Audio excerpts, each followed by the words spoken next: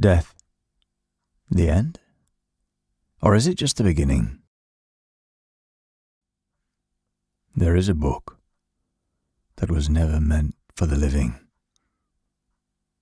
A set of instructions, buried for centuries, waiting for the right eyes to open and the right voice to speak. The Bardo Thodol, meaning liberation through hearing, a strange promise. The living aren't meant to hear it. According to legend, it was written in the 8th century by Padmasambhava, the tantric master who brought Buddhism into the heart of Tibet. The land resisted him, every spirit, every god, every mountain, but he didn't banish them.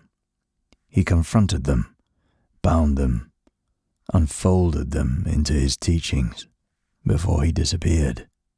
He left behind teachings so potent they were hidden, terma or treasure texts, concealed in earth, stone, or the minds of future disciples. Some were physical scrolls, others visions, waiting to be remembered. Centuries later, a young visionary named Karma Lingpa claimed to discover one such terma.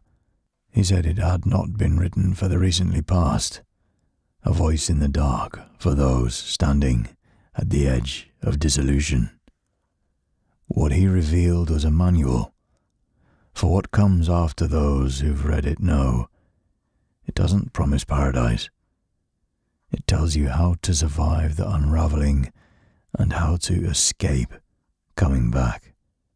If you too want to survive the unraveling, then check out Pantheon, a brand inspired by myths, legends and folklore. We ship worldwide and are rated excellent on Trustpilot, linked in the description.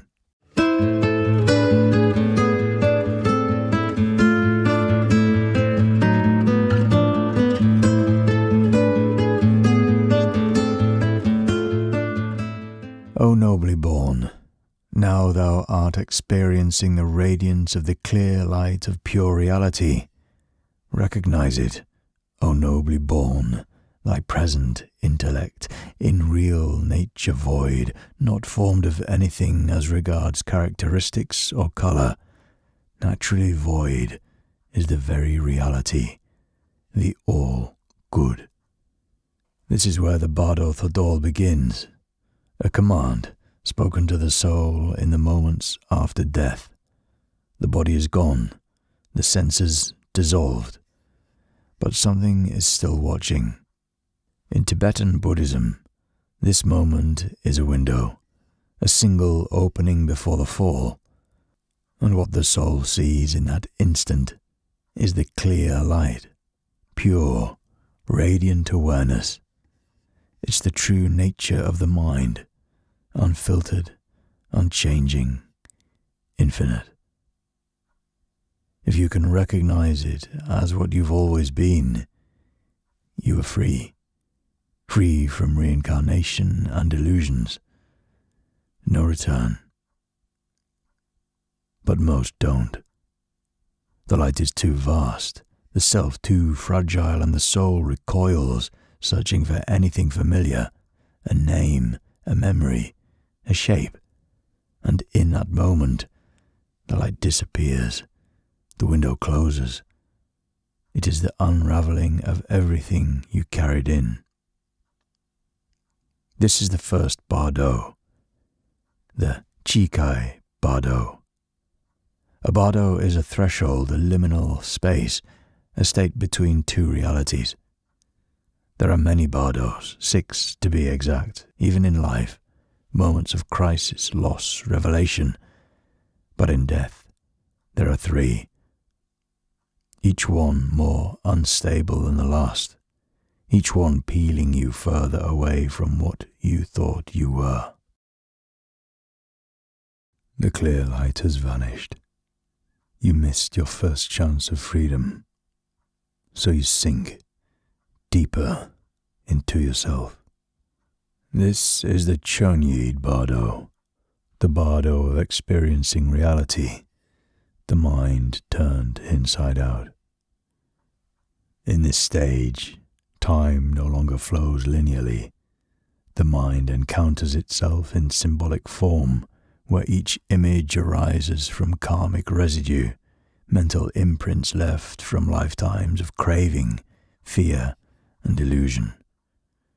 The skandhas, the 5 aggregates that once held your identity together, form, feeling, perception, mental formation, and consciousness, begin to dissolve and misfire, creating unstable visions. Without a body to anchor them, thoughts become worlds. With the body gone and the clear light rejected, consciousness begins to generate visions. The Bardo Thodol describes 42 peaceful deities emerging first. They are radiant, brilliant, perfect. They hold lotus flowers, wheels, jewels. Each appears from a point of light, seated on thrones surrounded by mandalas. They are projections of clarity, of compassion, of what your mind could be. These are known in text as the peaceful deities, beginning with the Vairocana on the first day, then Akshobhya Ratnasambhava, Amitabha, and Amoghasiddhi in succession. Each appears with consorts, bodhisattvas, and symbolic colors: white, blue, yellow, red, green, each one corresponding to the purification of a specific poison: ignorance, anger, pride, attachment, envy. The Bardo Thodol names these deities as mirrors. If you recognize the symbolism, you are recognizing your own potential for Buddhahood. If you recognize them as such, if you understand that they are your own true nature, just refracted through symbolic form, you can still be freed. But the living rarely understands the mind, and the dead are no different. If fear rises, or if you cling to the idea of a separate self, those peaceful visions begin to distort. Their brilliance becomes unbearable, their serenity becomes accusation, and then they change. The peaceful deities vanish. In their place come the 58 wrathful ones. They are monstrous, red, blue, black, wielding skulls and flayed skins. Faces multiplied, eyes blazing. They beat the drums made of human flesh. They drink blood. They roar. These wrathful deities, Herukas, Dakinis, Makalas, they explode from darkness, surrounded by flames with terrifying sound and movement. They tear apart corpses. They wear garlands of severed heads and crush human skulls underfoot. Yet each one is a purified expression of a peaceful counterpart, a second chance to face truth. They are a fierce compassion misunderstood by a fearful mind. To the unprepared, it is indistinguishable from hell. But these two are you, your rage, your shame, your hunger, every rejected part of you made visible. Even the ground beneath you changes. The text describes terrifying environments, great charnel grounds, blood-soaked rivers, flaming abysses, and all are formed by the mind's desperate attempt to give shape to formless anxiety. If you clung to power, you may see judges. If you clung to lust, you may see seductive forms. If you feared punishment, you may see executioners. The Bardo personalizes the horror. The Bardo Thodol warns that these visions are not real in any material sense. They are apparitional bodies, shaped by karma and mental imprints. But it doesn't mean that they are harmless. The terror you feel isn't imagined. If you believe they are real, they become real to drag you further from liberation. It is confrontation, the truth of your own mind thrown back at you without filter or mercy. The Bardo Thodol says this phase is only terrifying if you are still grasping. One line reads, "Thine own consciousness, not formed into anything, in reality void, and the intellect shining and blissful. These two are inseparable. The only way out is through recognition, not resistance. But this requires a mind trained long before death. Still, escape is possible. If you recognize the illusion, the entire structure collapses. The demons vanish, the noise stops, and you are back at the threshold of freedom. But most do not. And so, the descent continues. The illusions have collapsed, the wrathful visions are gone, but you're still here, conscious, drifting, unsaved. This is the Seedpa Bardo, the Bardo of becoming, the final stage, the point at which the soul, no longer confronted by terror or light, begins to hunger again. The mind is exhausted, recognition has failed, and so the wheel begins to turn. Here the urge to exist rises like gravity. The Bardo Thodol warns that this is the most seductive phase of all because of longing. The soul begins to imagine a new world as possibility. Sounds become muffled, colors fade, and then forms, environments, scenarios, some beautiful, some horrific, karmic hallucinations shaped by the imprints of your former life, your intentions, your unresolved cravings. You see couples everywhere, in union, some ordinary, some divine, some grotesque. The Bardo Thodol says this vision is symbolic of rebirth. Each pair you see is a potential gateway into a womb. The text says that you are drawn toward them, irresistibly, your consciousness pulled forward by the residue of desire. What you mistake as attraction is actually karma choosing your next life. This is momentum. The book is clear, rebirth is not random. Your actions in life plant seeds, but it's your responses in the bardos that make them bloom. If you trembled before your own projections, you'll enter a life ruled by fear. If you clung to pride, you may return in a realm of power, still bound, just gilded. The world you enter is the one your mind is still rehearsing. It's said that the womb you enter may be one of pain or pleasure, human, animal, god, ghost, or hell being. It depends on what you've done, but also on what you've become. If you've recoiled from the clear light, clung to your identity, cowered before your own mind, then you enter this final stage as prisoner begging for a new cell. The text describes the vision of couples as a test. If lust or envy arises, you are drawn toward that union. If disgust arises, you are still bound, only now by aversion. Neutrality is not escape if there is the echo of a self watching. And so you enter.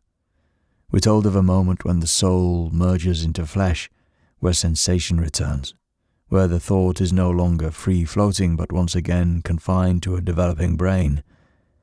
Rebirth is a failure to recognize. But there is still one final chance. If you can resist the pull of attraction, if you remember the light, even faintly, you may yet escape. To see the womb and not enter it, to see desire and not follow. But this requires a level of awareness few possess. Most do not remember, most do not resist, and so the cycle begins again.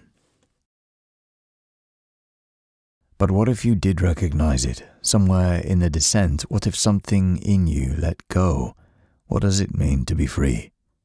The Bardo Thodol speaks of liberation as recognition, as seeing through. The illusions collapse, the projections dissolve, and what remains is the end of yourself. No more movement, no more stories, no more becoming. To be free in this tradition is to stop mistaking thought for reality, to stop chasing identity. There's no ascension, no more reincarnation. You are not preserved as a soul with memories or form. You cease to generate. You cease to seek. You simply are. It is the absence of ignorance. Awareness remains, but it is no longer filtered through desire, fear, or form. It is luminous, boundless, and utterly without center. The Tibetan term for this state is Rigpa, primordial awareness, uncreated and indestructible. For those still alive, this state is almost impossible to imagine. We build meaning through boundaries, through contrast, pain and relief, self and other. But in liberation, those dualities vanish. There's no vantage point left to reflect on the experience. To be free is to shed everything you mistook for truth, until nothing remains but pure presence, empty of self, yet full in its own clarity. That is the liberation the Bardo Thodol speaks of. That is the freedom we forget we already are. For 49 days after death, the Bardo Thodol is read aloud to the corpse. Consciousness lingers after death, disorientated, untethered, caught in the liminal stages of the Bardos. And so the book is read directly to it, every day, for 49 days, because those are the days when liberation is still possible. The text must match the journey. On the first day the soul is guided toward the clear light, then the peaceful deities, then the wrathful, then the illusions of rebirth. Each reading corresponds to a phase the soul may be trapped in. The instructions are spoken clearly, directly, and always by name. O nobly born, listen without distraction. The reader is issuing commands, telling the consciousness what it is seeing, warning it, reminding it that none of this is real. These are your own projections. Recognize the light. Cling to nothing. This is called the Togrol, liberation through hearing. The idea is simple but haunting. If the soul recognizes just one truth from the readings, it can be freed. Even in the midst of the terrifying visions, even at the edge of rebirth, recognition is still possible. And so the book is read, again and again, because a single line at the right moment could mean everything. Sometimes the readings are done beside the body, wrapped in cloth, eyes closed, mouth bound. Other times they continue after cremation, in front of a shrine. Ritual instruments may be used, conch shells, bells, hand drums, to echo the sounds described in the Bardo itself, so the soul might recognize and not flee. The readings often begin at dawn, when the boundary between worlds is considered thinnest. If the soul has already moved on, then nothing is lost. But if it is still there, wandering, these words may be the only thing guiding it. There is just stark, clinical instruction, like code being followed by someone who knows it might be their only chance to reach the one they've lost. The Bardo Thodol was written to shake the dead into awakening. The Bardo Thodol occupies a strange place in global spiritual literature. It is both mythic and procedural, poetic and clinical, mystical and psychological. Some cultures treat it as a map of the soul's journey after death, while others view it as a symbolic manual for inner transformation, and some, especially in modern times, read it as a kind of proto-psychological document, an early, profound attempt to map consciousness itself. For Tibetan Buddhists, especially within the Nyingma school, it is literal. The peaceful and wrathful deities described within it are real entities that arise during the dying process, generated by the interplay of karmic residue and mental habits. They are experienced realities. The text is read aloud beside the corpse because the consciousness, untethered from the body, may still be lingering nearby. The deities appear in sequence, and the instructions in the book are timed to correspond to their appearances. The book. It is a guidebook for a real process. But this isn't the only way it has been read. Carl Jung, who famously introduced the Western world to archetypes and the collective unconsciousness, saw in the Bardo Thodol a rich psychological document. In his analysis, the peaceful deities represent the ideal aspects of the self: wisdom, compassion, clarity, equanimity. The wrathful deities represent the shadow, the parts of the psyche that have been repressed or rejected. When the ego dissolves, these contents arise to the surface in overwhelming symbolic form. The Bardo becomes a sage for the unfiltered psyche. Liberation, in this reading, comes from recognition. You are judging yourself. There is also the historical and cultural context to consider. The book is a synthesis. It integrates the earlier Bon tradition, an indigenous Tibetan tradition populated by spirits, demons, and animistic forces. Rather than banishing these elements, Tibetan Buddhism reinterpreted them. The terrifying entities of Bon were reclassified as mind-made forces. They became protectors, guardians, and manifestations of deeper truths. In doing so, Tibetan Buddhism offered a third path, one where myth and mind are not opposites, but mirrors. This raises a larger question. What do we mean when we call something magic, myth, or mind?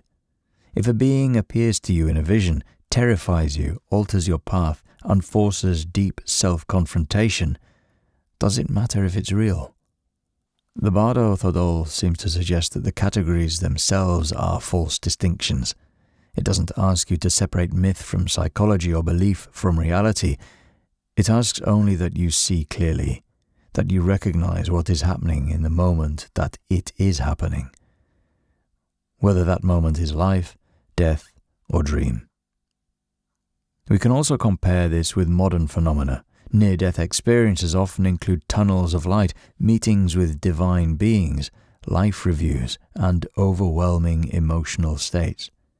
Psychedelic experiences, particularly with DMT, present users with geometric palaces, hyper-intelligent entities, and ego dissolution so profound that the sense of self is temporarily erased. These aren't Buddhist visions, but the structural similarities are hard to ignore. The dissolution of the ego, the emergence of beings, the possibility of insight or madness depending on how one responds. These are all elements described in the Bardo Thodol. So is it magic? Is it mind? Is it myth? The answer might be that it's all three, or that the question misunderstands the nature of the experience. The map is real because it works. It provides structure when the mind is unraveling. It provides orientation when identity collapses. It provides a chance to escape the cycle by understanding. The Bardo Thodol is a training manual for you, for me, for all of us. Everything it describes is already happening. The projections, the clinging, the illusions of self. These don't begin at death.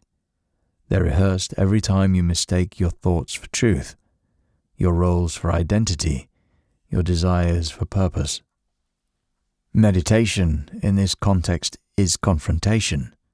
You practice recognizing thoughts as projections so that when they become the terrifying visions of the Bardo, you don't mistake them for gods or demons. Detachment is the skill of noticing without becoming. These are rehearsals, and they must be done now, while you are still conscious enough to choose. The Bardo Thodol is showing you what panic looks like when there is nobody left to ground it. The message is clinical. Prepare now or suffer later. Death.